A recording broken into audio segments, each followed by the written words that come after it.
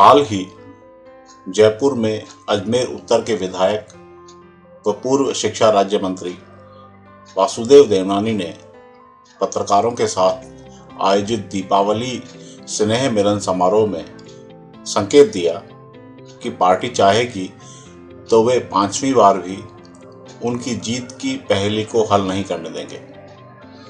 जयपुर के एक पत्रकार की ओर से इस समारोह के कवरेज में इसका जिक्र किया गया है।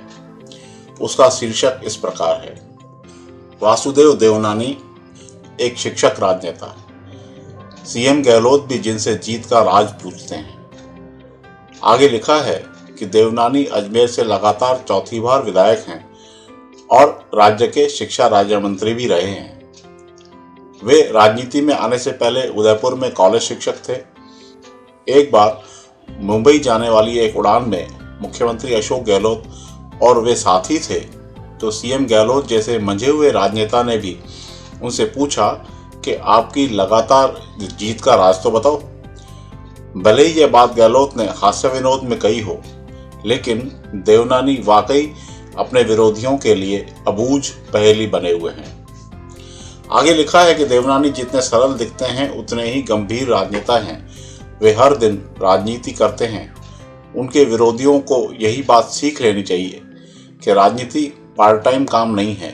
लगातार विधायक होने पर भी विवादों से दूर रहना और अपने मतदाताओं से निरंतर संपर्क में रहना उनकी दूसरी खूबी है। अपनी संघनिष्ठ विचारधारा के प्रति पूर्णतः समर्पित हैं और बिना लाग लपेट उसका पालन करते हैं। जब शिक्षा राज्य मंत्री बने तो विरोधी रोते रहे, लेकिन वे पाठ्यक्रमों में सुधार कर उसमें महाराणा प्रताप को महान करके ही माने। वे राजस्थान के एकमात्र सिंधी विधायक हैं और 70-71 की आयु में भी शाकाहारी जीवन शैली से पूरी तरह स्वस्थ हैं। उन्होंने कहा है कि अगली पार्टी सिंधी दाल पकवान की ही देंगे। उनके पुत्र महेश भी उनसे राजनीति सीख रहे हैं और उम्मीद है कि वे अपने पिता का नाम रोशन करेंगे। जहां तक देवनानी को विरोधियों के लिए अबूझ पहेली करार दिया गया है, असल में वैसा कुछ है नहीं। स्थानीय राजनीति को ठीक से समझने वाले जानते हैं कि वे लगातार 4थी बार भी कैसे जीत गए। उसमें चमत्कार जैसी कोई बात नहीं है।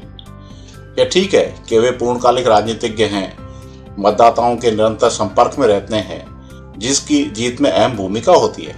लेकिन गहराई में जाएंगे तो समझ में आ जाएगा कि जिसे अबूझ पहेली बताया जा रहा है वह बुझी बुझाई है। बाकायदा 2 और 2 4 है। उनके लिए यह अबूझ पहेली हो सकती है जिन्हें धरातल की जानकारी ही नहीं है। उनकी जीत का एक महत्वपूर्ण पहलू यह है कि अजमेर उत्तर की सीट भाजपा के लिए वोट बैंक के लिहाज से अनुकूल है।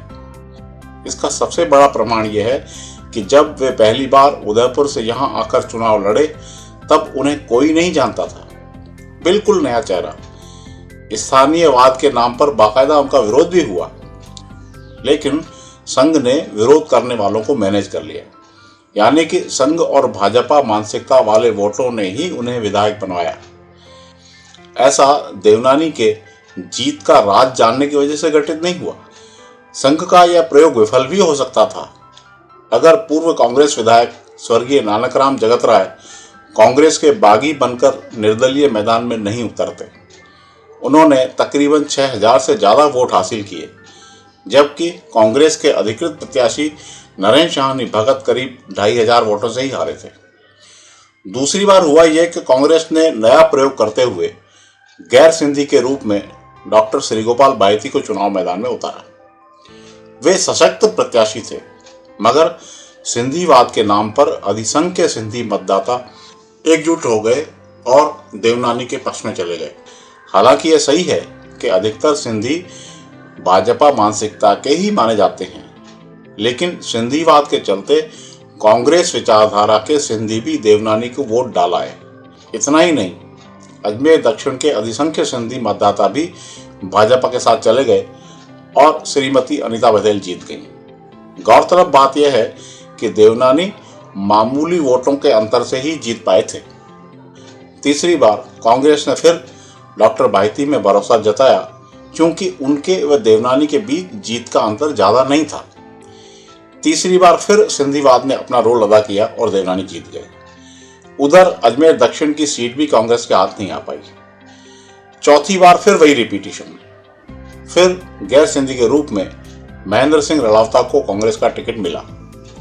नतीजतन कांग्रेस के प्रमुख सिंधी दावेदार ने पूरी टीम सचिन पायलट का विरोध करते हुए सिंधीवाद के नाम पर देवनानी के साथ कर दी। हालांकि रलावता का परफॉर्मेंस अच्छा था, लेकिन सिंधी अंडरकरंट देवनानी के काम आ गया। चूंकि रलावता का यह पहला चुनाव था, जबकि देवनानी के पास 3 चुनावों का अनुभव था और टीम भी सदी सदाई थी, इस कारण रणनीतिक रूप से वे बेहतर साबित हुए। यह आम धारणा है कि अगर कांग्रेस किसी सिंधी को टिकट देती तो देवनानी के लिए जीतना कठिन हो सकता था, क्योंकि उनके खिलाफ एंटी इनकम्बेंसी काम कर रही थी।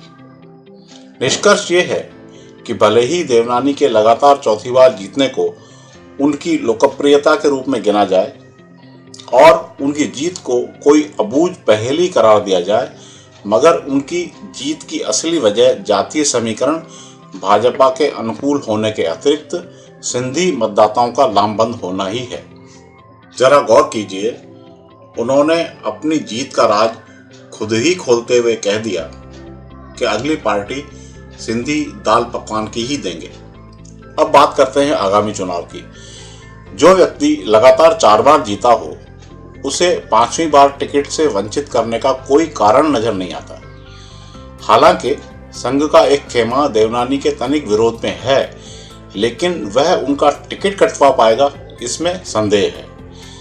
यदि कोई स्थिति विशेष बनी तो वे अपने बेटे महेश को आगे ला सकते हैं। इसका संकेत मीडिया कवरेज में दिया ही गया है कि उनके पुत्र महेश भी उनसे राजनीति सीख रहे हैं और उम्मीद है कि वे अपने पिता का नाम रोशन करेंगे। आखिर में मीडिया कवरेज पर एक टिप्पणी करना लाजिमी है। वो ये कि कवरेज में यह माना गया है कि गहलोत ने जीत का राज हास्य विनोद ने ही पूछा था।